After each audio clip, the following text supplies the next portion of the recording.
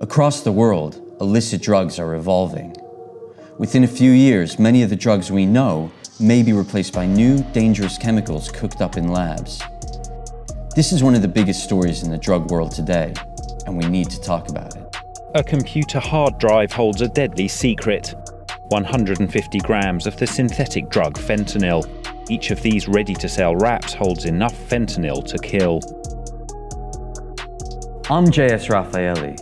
I've spent years writing about drugs, why people use them, and why our governments chose to declare war on them. At Vice, we make a lot of films about drugs, but in this show, I get to dig a bit deeper. I get to talk to fellow expert drug nerds about their research into the crazy world of mind-altering substances. Max Daly is Vice's global drugs editor.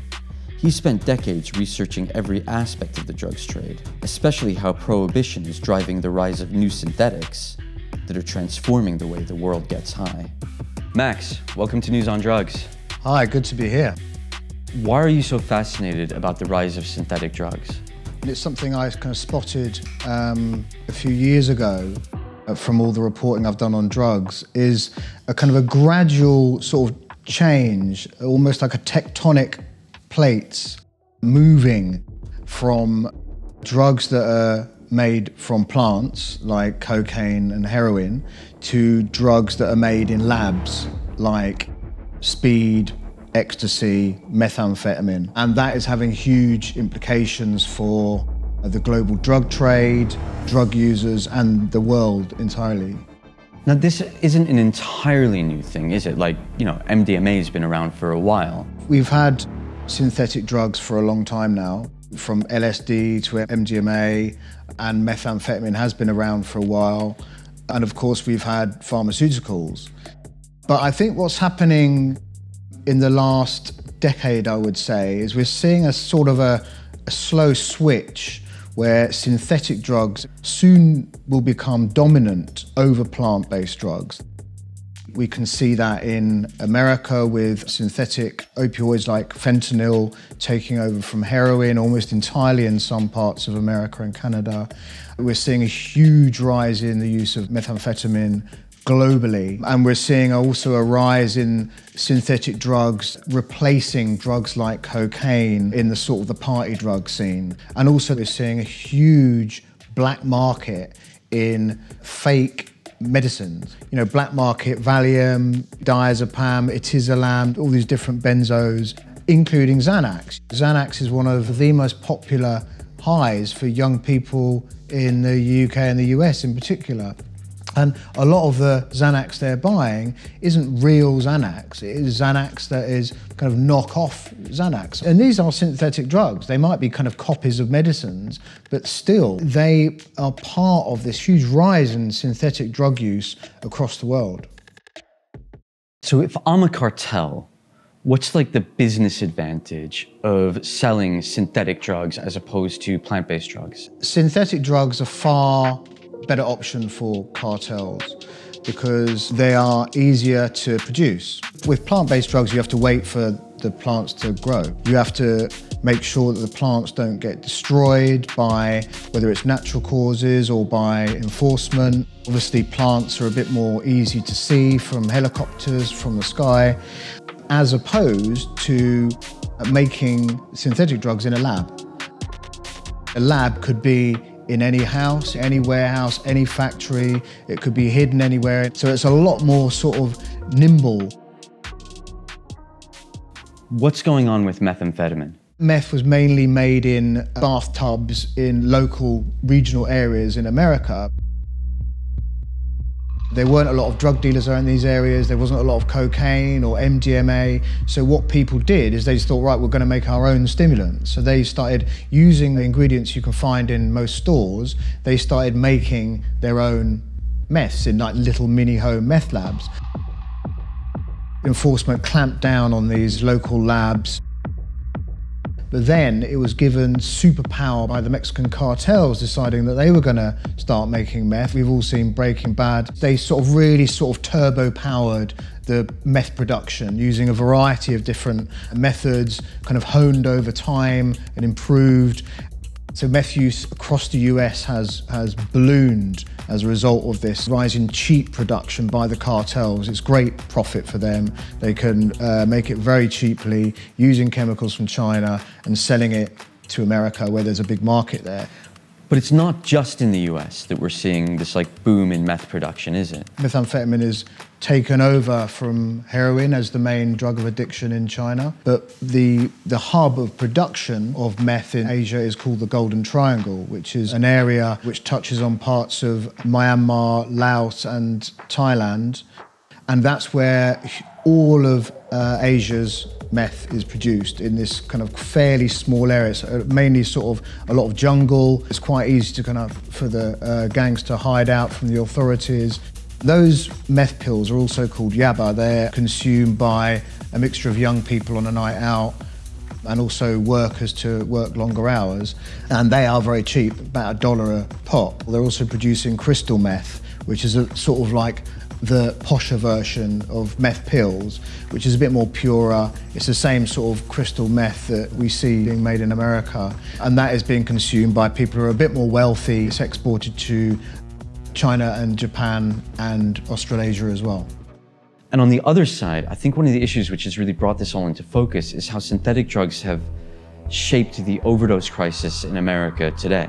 This is one of the most powerful and disturbing elements of this move towards synthetic drugs. The Mexican cartels obviously made a financial decision at some point. We're going to start using synthetic opioids instead of the real thing, slowly replacing heroin with fentanyl. And that is why there is such a high overdose rate in the US. In a way, you could say it sort of poisoned the US's drug supplies. In some parts of America and Canada, it's almost impossible to get heroin now. So everyone is now, their bodies are almost getting used to fentanyl, and people demand sometimes fentanyl because it's more powerful than heroin, and it's caused absolute devastation across the US, mainly amongst the poorer communities, because it's the poorer communities who buy black market heroin and black market opioid pills. And just to get a picture, how much more powerful is a drug like fentanyl and then carfentanil than heroin? The chemistry shows that fentanyl's around 100 times more potent than street heroin. And I think things like carfentanil, which is another fentanyl analog, is around 10,000 times more powerful than street heroin. And there is evidence of carfentanil creeping into the drug supply. And now the latest trend in synthetic drugs in the overdose crisis is benzodope, right? Can we talk a little bit about that? Benzodope is a strange drug which is a mixture of benzodiazepines, which is a bit like Valium, so they're sort of tranquilizer type drugs, and opioid drugs, including fentanyl and heroin. So it was this strange mishmash of drugs in the one bag, which hasn't been really seen before in the global drug trade. So rather than having a bag of cocaine or a bag of heroin, these days, because it's all synthetic powders which sort of all look fairly similar, people are just literally throwing them together in a mishmash of drugs. In the olden days, there used to be an old adage of don't kill your customer. Now that old adage went out the window with the Mexican cartels replacing heroin with fentanyl. And again, you can see that happening with benzodope. Now you've got this kind of awful kind of mishmash of synthetic, almost like Frankenstein drug concoctions that are being made in a mixture of unregulated labs around the world. So one day we may look back and miss the innocent days of heroin. Why haven't we seen a fentanyl explosion in Europe in the same way then? The chain from Afghanistan through Turkey into Europe of heroin is so efficiently run, and the supply of heroin from Afghanistan is absolutely abundant, unlike the supply of heroin in America. You've got huge amounts of heroin coming into Europe, more than you know what to do with. So I think they've made a decision that if it ain't broke, why bother trying to fix it? Is that process, this switch from plant-based to synthetic drugs, actually sort of part of a deeper pattern that we see where attempts to prohibit one certain drug actually makes that form of the drug more dangerous and stronger? We saw that in Prohibition in America, where when alcohol was banned, they didn't start selling beer all over the place because beer was too cumbersome and too big to smuggle. And so they started producing more potent alcohol, i.e. whiskey, and the same goes for other drugs. So the more you clamp down on drugs, the more the people who make them and transport them have to make them more and more potent to make it possible for them to get the drugs from one place to another. And maybe one of the clearest illustrations of that in synthetic drugs is the evolution of stuff like bath salts, spice, and K2, and chemicals like that. Can we speak to that for a bit? So in around 2008-9, there was a big rise in new psychoactive drugs, such as spice, which was meant to mimic weed, and mephedrone, which is meant to mimic cocaine and ecstasy. And those drugs became extremely popular.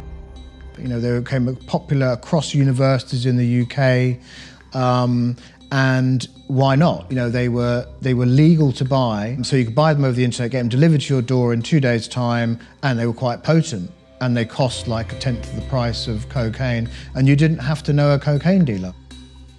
Spice, when it, in 2008, 2009, it felt like smoking weed almost, and it was quite a pleasant thing. Same with mephedrone, that it was a fairly decent alternative to cocaine or MDMA.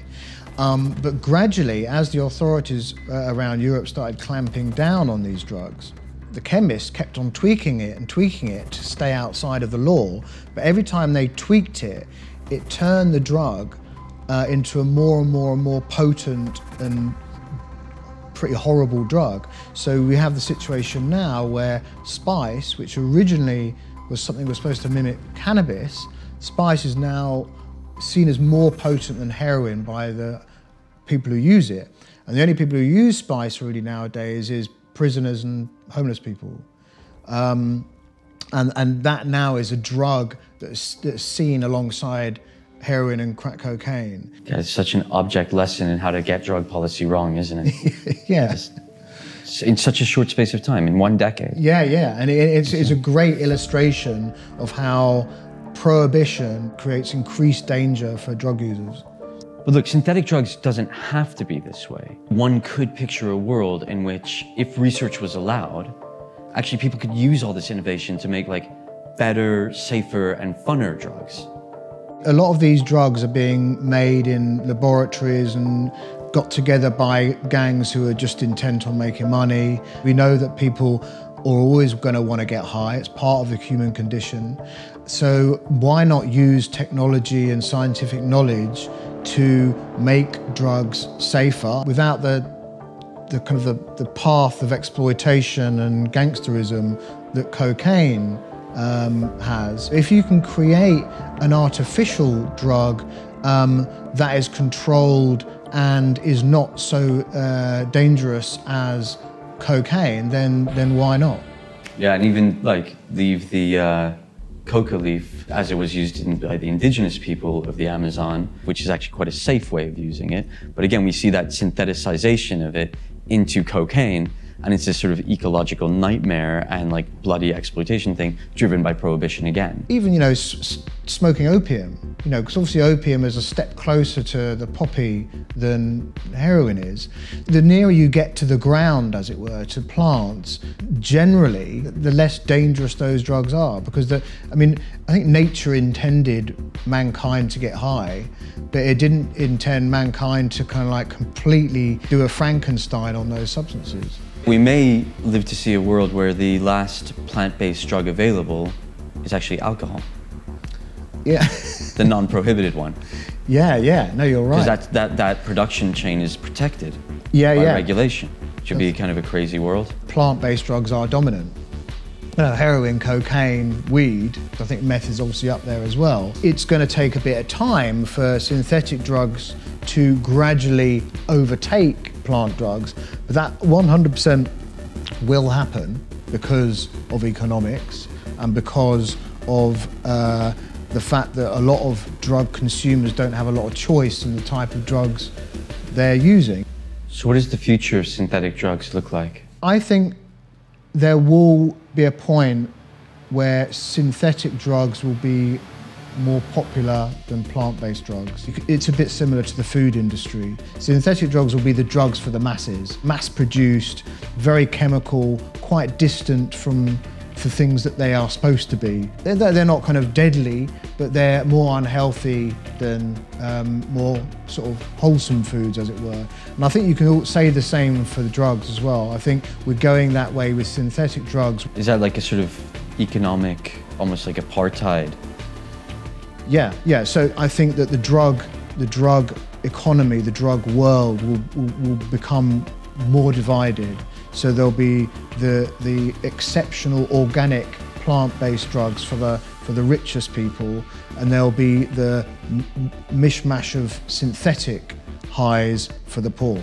One of the reasons why I think this is interesting, this pointing out this move towards synthetic domination of the drug market, is to say, well, look, unless we do something quite massive, we know that this is what's happening in the end. We know drugs are only going to get more toxic, unpredictable, more deadly, more unhealthy. The only way you can sort that out is by managing the drug supply and having some say over what drugs are made and how they're made.